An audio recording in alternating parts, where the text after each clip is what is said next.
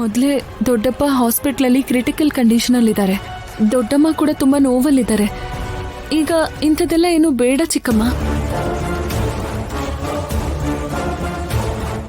ದೊಡ್ಡಪ್ಪ ಬಂದ್ಮೇಲೆ ಬೇಕು ಅಂದ್ರೆ ಅವ್ರ ಪರ್ಮಿಷನ್ ತಗೊಂಡು ಇದನ್ನ ಇಟ್ಕೊಳ್ಳೋಣ. ಅಂದ್ರೆ ಅಂದ್ರೆ ಹೇಳಿದ್ರೆ ಚೆನ್ನಾಗಿರಲ್ಲ. ರಾಜಾರಾಮ್ ಪರಿಸ್ಥಿತಿ ಸ್ವಲ್ಪ ಹಾಗೆ ಹೀಗೆ ಅಂದಿದ್ರಲ್ಲ, ಹುಷಾರಾಗಿ ಮನೆಗ್ ಬಂದ್ರೆ ಪರವಾಗಿಲ್ಲ. ಆದ್ರೆ ಯಾವತ್ತಿಗೂ ಬರ್ದೇ ಇದ್ರೆ ಅಯ್ಯೋ ಅಮ್ಮ ಅಲ್ಲಿ ಮೇಲೂ ಮಾವನ್ ಬಗ್ಗೆ ಇನ್ನೊಂದ್ ಮಾತಾಡಿದ್ರು ಕೂಡ ನಾನೇನ್ ಮಾಡ್ತೀನಿ ನನಗೆ ಗೊತ್ತಿಲ್ಲ. ಸೀನು, ದೊಡ್ಡವರು ಚಿಕ್ಕವರು ಇಲ್ದೆ ನಮ್ಮ ಅಮ್ಮನ ಹತ್ರ ಹಾಗೆ ಮಾತಾಡ್ತ್ಯಾ? ದೊಡ್ಡಪ್ಪನ ಬಗ್ಗೆ ಕೆಟ್ಟದಾಗ ಮಾತಾಡಿದ್ರೆ ನಾನು ಕೂಡ ಸಹಿಸಲ್ಲ. ನಮ್ಮ ಅಮ್ಮ ನಾನು ಯಾರಿಗೂ ಬೇಡದೇ ಇರೋರಾಗ್ಬಿಟ್ವಿ. ನಾವಿಲ್ಲಿರೋದು ಈ ಮನೇಲಿರೋರ್ಗೆ ಇಷ್ಟ ಇಲ್ಲ ಅನ್ಸುತ್ತೆ.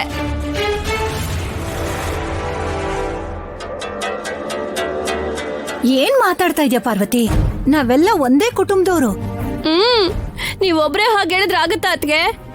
ನಮ್ಮಮ್ಮ ಇಲ್ಲಿರೋದು ಇಷ್ಟ ಇಲ್ಲ ಅಂತ ಇಲ್ಲೋಡಿ, ಇವ್ರ ಮಾತು ಕೇಳಿದ್ರೇನೆ ಗೊತ್ತಾಗತ್ತೆ. ನಾವು ಬೇಡ ಅಂತಿರೋದು ಈ ಫ್ರಿಡ್ಜ್ಗೆ ಚಿಕ್ಕಮ್ಮ.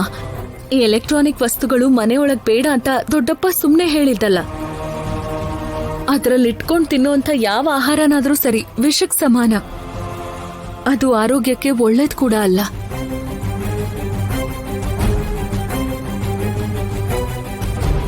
ಫ್ರಿಡ್ಜಲ್ಲಿ ಫುಡ್ ಇಟ್ಕೊಂಡ್ರೆ ಪೋಷಕಾಂಶಗಳು ಇರೋದಿಲ್ಲ, ಬ್ಯಾಕ್ಟೀರಿಯಾಗಳು ಹರಡುತ್ತೆ.